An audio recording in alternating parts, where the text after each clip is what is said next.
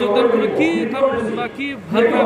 চাওক, যোৱা কেইদিনমান ধৰি আপোনালোকে ছ'চিয়েল মিডিয়াৰ জৰিয়তে আপোনালোকে গম পাই আছে বা আপোনালোকৰ মিডিয়ালোকৰ জৰিয়তে গম পাই আছে যে মই যোৱা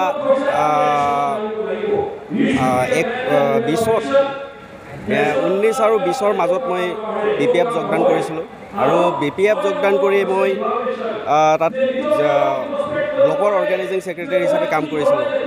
তাৰপিছত আমি যিখিনি ওপৰৰ পৰা যিহেতু আমি BPF জইন কৰিছিলোঁ, আমি গোটেইজাকে যিহেতু BPF দলত আমি নিষ্ঠাবানেৰে কাম কৰিছিলোঁ, সেইকাৰণে আমি আমাৰ হাগ্ৰামা মহিলা ছাৰক এটা অনুৰোধ কৰিছিলোঁ যে যিহেতু আমি ওপৰৰ পৰা আহিছোঁ, আমাক এটা ওপৰ হিচাপে বা এছামিছ চেল হিচাপে এটা কাম কৰাৰ সুযোগ দিয়ক।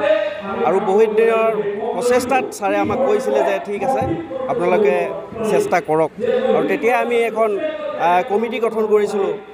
সেই কমিটিখন গঠন কৰি আমি যোৱা 2021 চনৰ এপ্ৰিল মাহৰ 2 তাৰিখে বৰমাত প্ৰবীণ বড়ো দাস ডাঙৰীয়া তেখেত সেই মিটিং এখনত আমাক সেইখন ৰিচিভ কৰি দিয়ে, এপ্ৰুভেল কৰি দিয়ে। কিন্তু আজি কেইদিনমান আগতে আমাৰ চালমাৰী ব্লকৰ পৰা মোৰ ওপৰত এটা মিছা অভিযোগ আনিছে যে সেইখন মই ভুৱা এখন মানে কমিটি গঠন কৰি প্ৰচাৰ কৰা বুলি।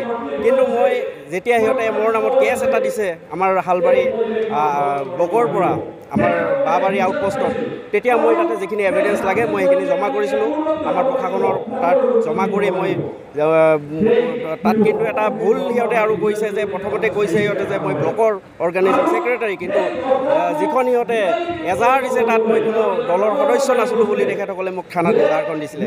যাৰ বিনিময়ত মই এখন সুন্দৰকৈ মই পেন ড্ৰাইভত মোৰ BPF কৰা ভিডিঅ'ৰ পৰা আৰম্ভ কৰি যিখিনি আছিলে মোৰ ফটো সহকাৰে, আৰু মই যিখন কমিটি গঠন কৰিছিলোঁ আমি ওপৰৰ এছামিছ চেল হিচাপে, সেই গোটেইখিনি মই জমা কৰিছিলোঁ তাত।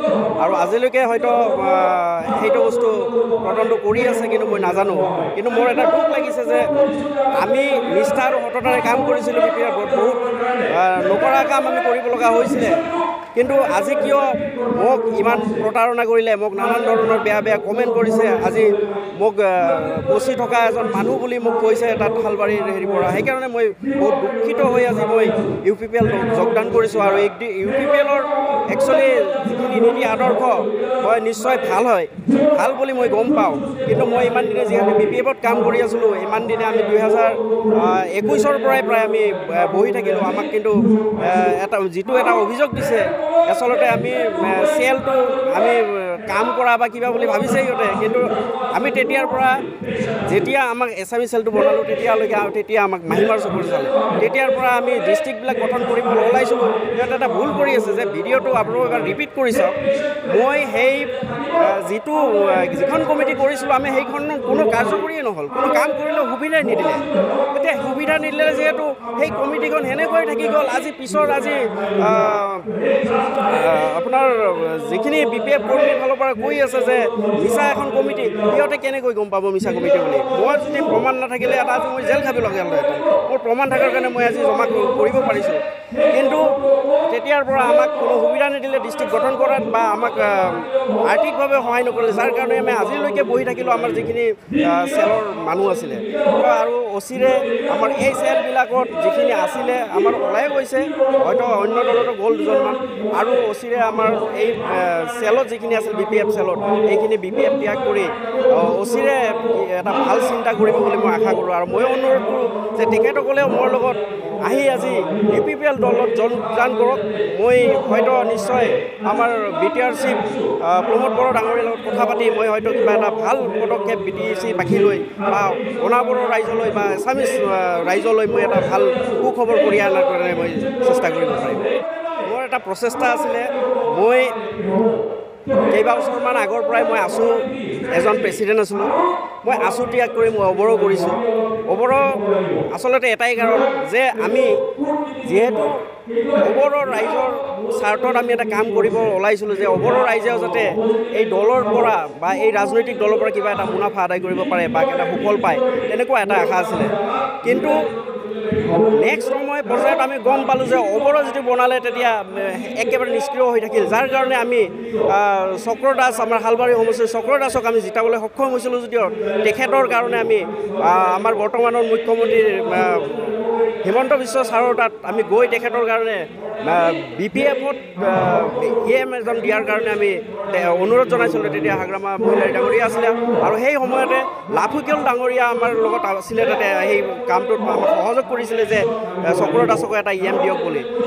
আমাৰ হয়তো হিমন্ত ছাৰৰ আমাৰ মনত আছে যদি এইখিনি নিশ্চয় তেখেতে ক'ব, কিন্তু আজি তেতিয়াৰ পৰা আমি BPF-ত আৰু চেষ্টা চলালোঁ যে আমি নিশ্চয় আমি অৱৰ ৰাইজৰ কাৰণে আজি BPF-ৰ দলৰ পৰাই এটা ভাল কিবা এটা মানে কঢ়িয়াই আনিব পাৰিম বা সুখবৰ এটা কঢ়িয়াই আনিব পাৰিম, কিন্তু সেই সুবিধা আমাক নিদিলে, যাৰ কাৰণে আমি যেতিয়াই এই চেলটো গঠন কৰিছিলোঁ তেতিয়াৰ পৰাই আমি নিষ্ক্ৰিয় হৈ থাকিলোঁ, আমাক কোনো সুবিধা নিদিলে কাম কৰাত, আমি তেতিয়াৰ পৰা আজিলৈকে বহি থাকিলোঁ।